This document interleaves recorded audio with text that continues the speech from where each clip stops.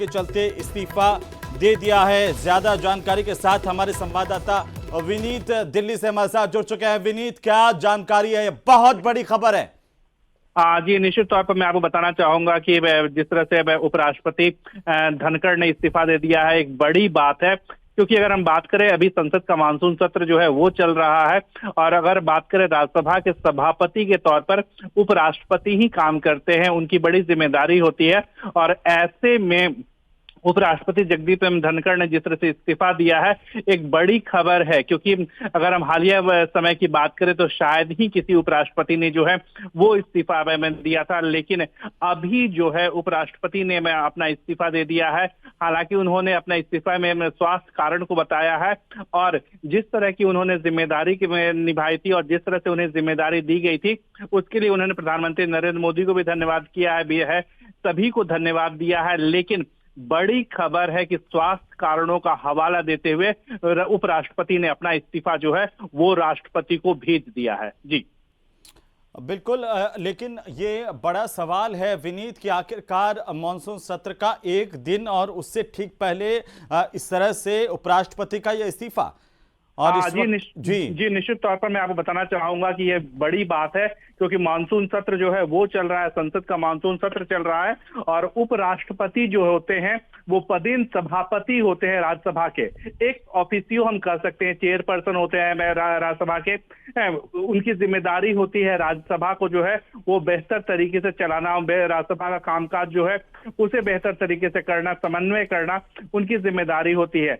ऐसे में उपराष्ट्रपति ने जो इस्तीफा दे दिया है, एक बड़ी कमी जो है वो अब खलेगी, क्योंकि उपराष्ट्रपति जो है वो नहीं रहेंगे। हालांकि मैं आपको बताना चाहूंगा कि एक व्यवस्था होती है, उपसभापति होते हैं, साथ ही साथ स्पीकर का जो होता है, माफ कीजिएगा, सभापति का जो होता है वो पैनल होता है।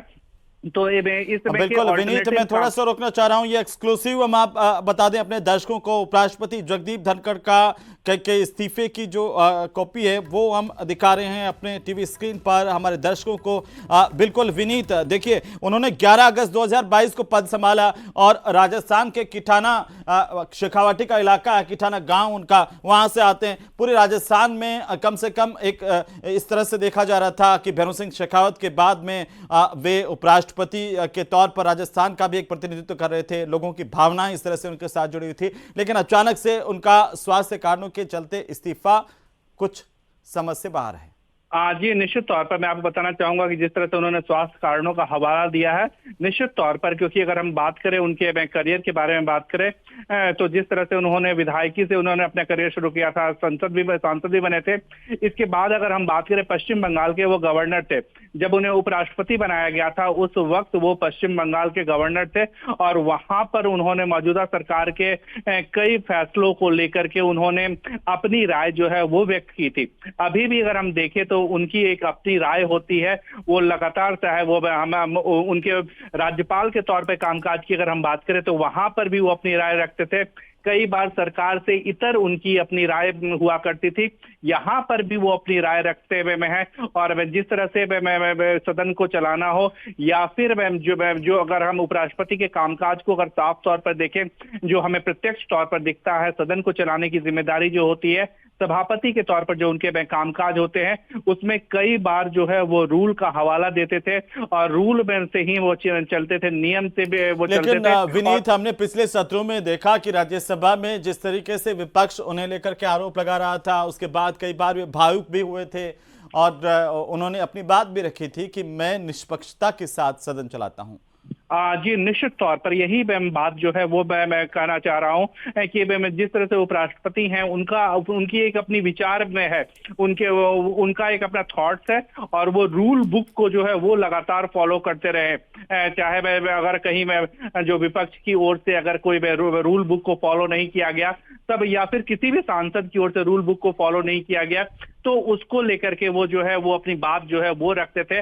वो हमेशा जो है अपने बातचीत को जो है या फिर अपने कथन को जो है वो रखते थे। चाहे अगर हमने बात की हो राज्यपाल के तौर पर, जब वो पश्चिम बंगाल के राज्यपाल थे, वहां पर भी उन्होंने अपनी बातें रखी थी।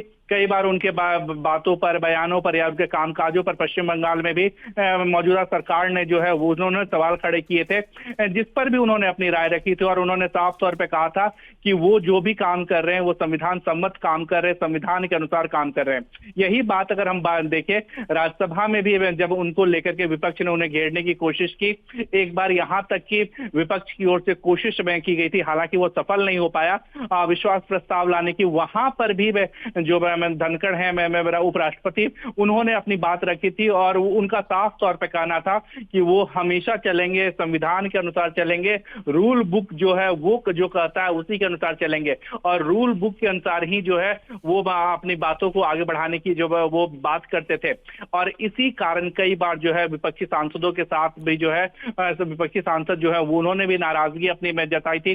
जैसा कि मैं एक बार यह भी मामला आया था कि उनके खिलाफ अविश्वास प्रस्ताव भी लाने पर विपक्ष जो है वो विचार कर रहा था, हालांकि वह ला नहीं सकी। लेकिन जगदीप धनखड़ जो है वो अपनी बात को लेकर के काफी सजग थे।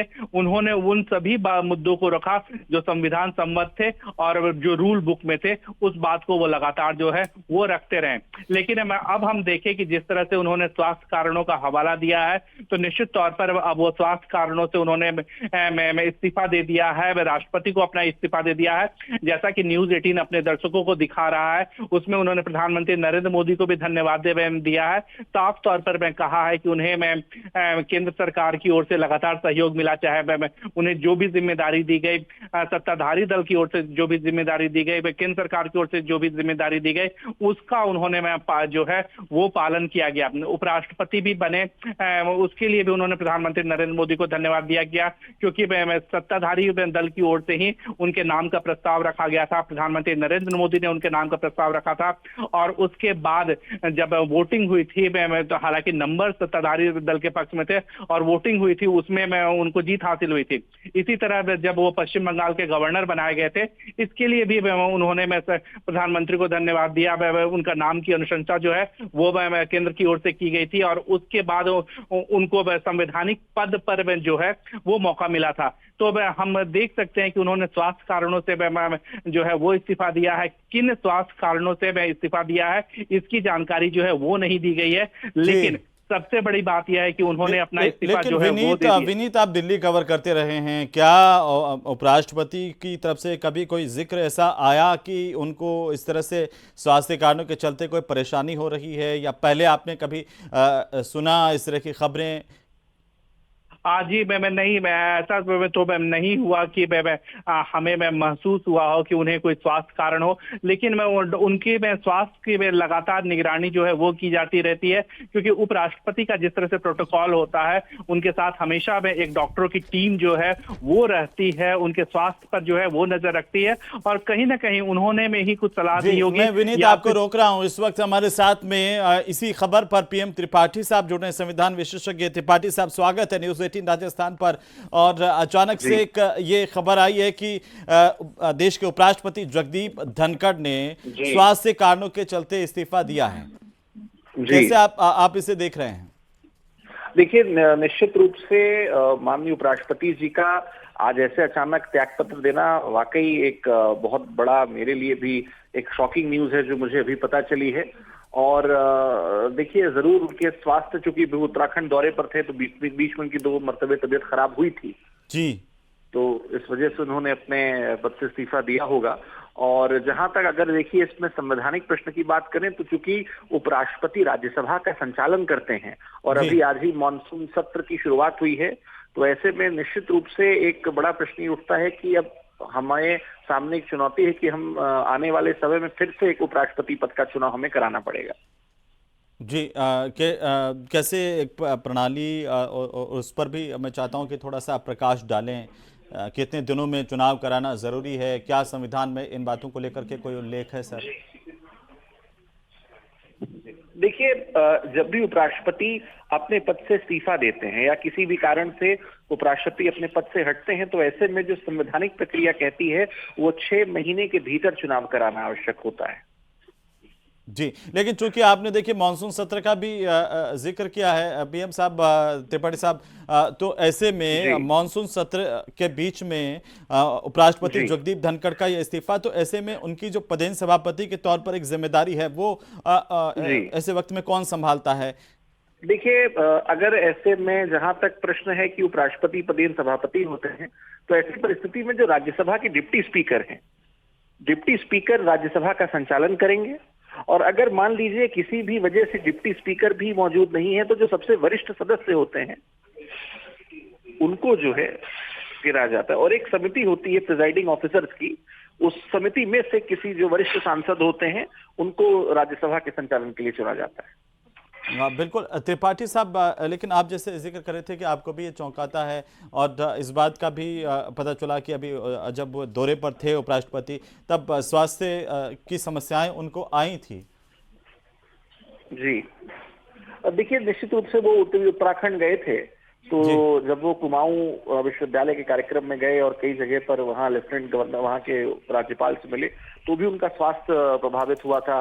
उन्हें शायद हार्ट में भी तकलीफ थी, तो बेशक हो सकता है स्वास्थ्य कारणों से उन्होंने इस्तीफा दिया हो। और चूंकि बहुत हंगामेदार सत्र रहा था और सदन के दोनों सदनों में यह मांग थी कि ऑपरेशन सिंदूर को लेकर के सरकार उस पर चर्चा करे, और राज्यसभा की कार्रवाई को स्थगित भी कर दिया गया था, तो हो सकता हो उनका स्वास्थ्य इस बात की इजाजत ना दे रहा हो, इस वजह से उन्होंने बैठा। लेकिन ये भी सही बात है कि सार्वजनिक तौर पर जगदीप धनखड़ ने कभी अपने स्वास्थ्य कारणों को लेकर के इस तरह से उपराष्ट्रपति पद को वो बीच में ठहराव देकर के इस्तीफा देने की बात या इस तरह की कोई चर्चा कभी की नहीं। नहीं, बिल्कुल कोई चर्चा नहीं थी, ना ही सियासी हलकों में इस बात का कोई प्रश्न था कि किसी भी रूप से उपराष्ट्रपति पद से उन्हें इस्तीफा देना है या वे हटेंगे। और चूंकि 2027 में उनका कार्यकाल पूरा होता, आज से ठीक 2 वर्ष बाद, तो अभी 2 वर्ष का टेन्योर भी था। जी, आप जो प्रणाली की बात कर रहे थे कि त्रिपाठी साहब की किस तरीके से राष्ट्रपति उपराष्ट्रपति का चुनाव होता है, तो क्या जल्दी से जल्दी आपको क्या लगता है कि सरकार जल्दी से जल्दी नए उपराष्ट्रपति का चुनाव करवा सकती है? सरकार इसमें जल्दी से जल्दी भी करेगी, तो भी देखिए पूरी प्रक्रिया आरंभ होने में अभी से लेकर के न्यूनतम सप्ताह भर का समय लगेगा। संविधान ये कहता है कि 6 महीने के भीतर करा लेना चाहिए, तो उपराष्ट्रपति का भी जो चुनाव होता है वो एक अप्रत्यक्ष चुनाव होता है, और उस अप्रत्यक्ष चुनाव में जो लोकसभा और राज्यसभा के निर्वाचित सदस्य होते हैं वे ही मतदान करते हैं। और ऐसे में जी एक बार फिर से जो है अब एनडीए को या हो सकता हो इंडी अलायंस को अपना एक उम्मीदवार घोषित करना पड़ेगा। जी, अनुच्छेद 66 है जिसमें इस बात का जिक्र है, और चूंकि आपको क्या लगता है, आप तो संविधान विशेषज्ञ हैं, कि अभी मौजूदा सत्र चल ही रहा है, तो ऐसे में ये चुनाव प्रक्रिया इसी सत्र में नहीं, ये बेशक बहुत जल्द कराना पड़ेगा, और अगर भी नहीं हो पाया तो फिर ये दिसंबर तक टल जाएगा। जी, तो आपको लगता है कि इसी मानसून सत्र का ये बिल्कुल